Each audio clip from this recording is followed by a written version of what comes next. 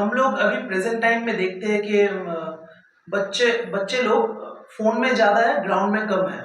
तो फिर पेरेंट्स को कैसे बच्चों को ग्राउंड में लेके आना है, ये कैसे डेवलपमेंट करना है, इसके बारे में आपको।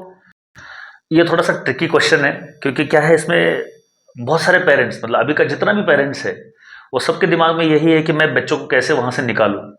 और फोन एक ऐसा एडिक्शन है जो रिक्वायरमेंट भी है और साथ साथ वो एडिक्शन भी बनता जा रहा है। रिक्वायरमेंट इसलिए क्योंकि जब से कोविड खत्म हुआ या कोविड के समय बहुत सारा स्कूलिंग जो है वो फोन पे ही हुआ, because that was the only way. हाँ, वो भी ज़रूरी है, लेकिन उसका कुछ अगर टाइम लिमिट हो तो दैट वुड बी बेटर। हालांकि ये एडिक्शन बहुत डेंजरस है, बट हाँ, उसमें अगर आप देखेंगे तो बहुत सारे गेम्स उसमें खेले जाते हैं। But that games are mainly, जैसे अगर देखा जाए तो कहीं ना कहीं शूटिंग है, कुछ है ऐसा। प्लेइंग एबिलिटी गेम्स जो है जिसमें मतलब बच्चा मेंटली खेल रहा है, कॉग्निटिव लेवल उसका बढ़ रहा है, वो स्ट्रेटेजी समझ रहा है, he is knowing the strategy. But the thing is वो फिजिकली खेल नहीं पा रहा है। तो कहीं ना कहीं ये पेरेंट्स का जिम्मेदारी बनता है, क्योंकि मैं भी एक पेरेंट हूँ, मेरा बच्चा भी खेलता है फ़ोन में, लेकिन मैं कोशिश करता हूँ कि उसको मैं ग्राउंड पे भेजूँ, कम से कम आधे घंटे के लिए, 1 घंटे के लिए। अगर ये एक्टिविटी रहेगा, so what will happen is वो डेवलप करेगा उस हैबिट को। लेकिन आजकल क्या होता है, पेरेंट्स भी और उनके मतलब बच्चे भी सारे फ़ोन में रहते हैं, क्योंकि ऑफिस का काम रहता है, बच्चों को स्कूल का काम रहता है।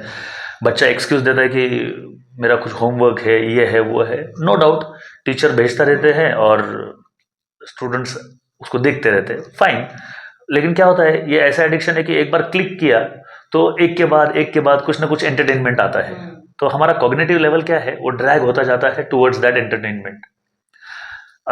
स्टडीज की तरफ हम लोग थोड़ा सा ध्यान कम देते हैं, क्योंकि एंटरटेनमेंट की तरफ ज़्यादा देते हैं।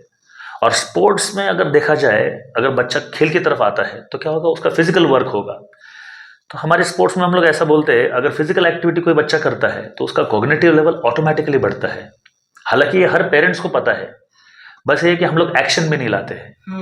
अगर ये पेरेंट्स अगर इसको एक्शन में लाएंगे तो क्या हो जाएगा, डेफिनेटली इट विल स्टार्ट। जैसे मैंने बोला कि चैरिटी बिगिंस एट होम।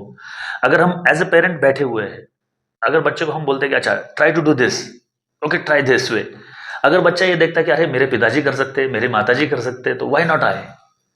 अगर मेरा ब्रदर कर सकता है, मेरी सिस्टर कर सकती है, तो ये जब घर में एनवायरनमेंट अगर होगा तो I think it will be much better and easy way for the family to grow.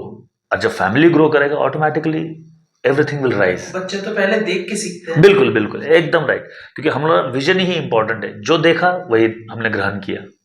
हम लोग फोन चलाएंगे तो बच्चे भी फोन ही देखेंगे। एब्सोल्यूट एब्सोल्यूट, ये होगा ही होगा, क्योंकि देख के हम लोग सीखते हैं। इमिटेशन मेथड को हम लोग इस्तेमाल करते हैं। अच्छा वो वैसा कर रहा है, लेट मी ट्राई दिस, क्योंकि हम लोग हीरो वर्शिपर्स है। हम लोग मूवी देखते हैं तो जो हीरो करता है उसी को हम फॉलो करते हैं।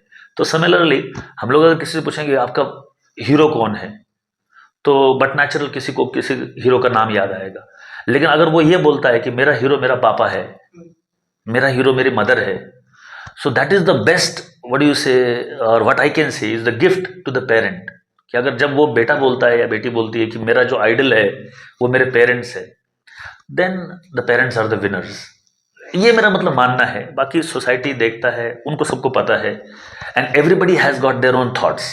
तो ये मेरा थॉट प्रोसेस है। नहीं, बच्चों को जब चाइल्डहुड एज में ही बच्चों को ग्राउंड में लेके जाना चाहिए, या एक सर्टेन पीरियड के बाद, मतलब 5 साल 6 साल के बाद, जब कहते हैं कि बच्चों का बोन ग्रोथ हो जाता है उसके बाद ग्राउंड में लेके जाना चाहिए, ऐसा कुछ होता है क्या, या फिर।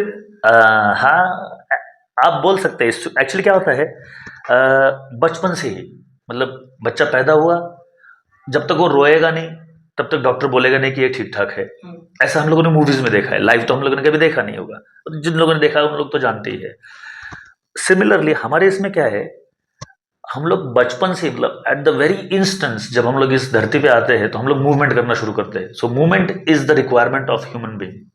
तो हमारा जितना भी हाथ पैर बॉडी, जब तक हम लोग मूवमेंट नहीं करेंगे उसका एक्टिवनेस नहीं रहेगा। मुझे याद है, मतलब हमारी स्टडीज में हम लोग पढ़े हैं कि लैमार्क ने एक थ्योरी दिया, डार्विन ने एक थ्योरी दिया, स्ट्रगल फॉर एग्जिस्टेंस दिया। या फिर हम बोलते हैं कि जो ऑर्गन को हम यूज करेंगे वो ऑर्गन ज्यादा एक्टिव रहेगा। तो तो कभी बोलते कि हमारी पूंछ हुआ करती थी, पूंछ अभी नहीं है क्योंकि वो यूज नहीं होती थी, ऐसा बोलते हैं। सिमिलरली अगर हम हाथों को इस्तेमाल नहीं करेंगे, पैरों को इस्तेमाल नहीं करेंगे, तो वो जो मसल्स है वो डोरमेंट हो जाएगा। तो जैसे आपने पूछा कि किस एज में होना चाहिए, एज कोई क्राइटेरिया नहीं है, you can start at any as. अगर मैं ये बोलता हूँ कि हाँ मैं अभी बूढ़ा हो गया हूँ तो मैं कुछ नहीं कर सकता, नहीं, अगर हम थोड़ा सा मूवमेंट करेंगे तो बॉडी एक्टिव रहेगा।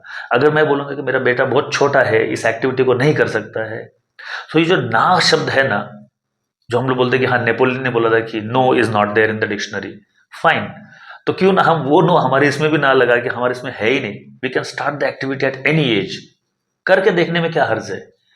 हुआ तो अच्छा ही होगा, नहीं हुआ तो खराब तो होगा नहीं, क्योंकि वो बॉडी को हेल्प ही करेगा। So there is no age limit as such, कहाँ से स्टार्ट करना है कहाँ खत्म करना है, बॉडी एक्टिव है, डू इट।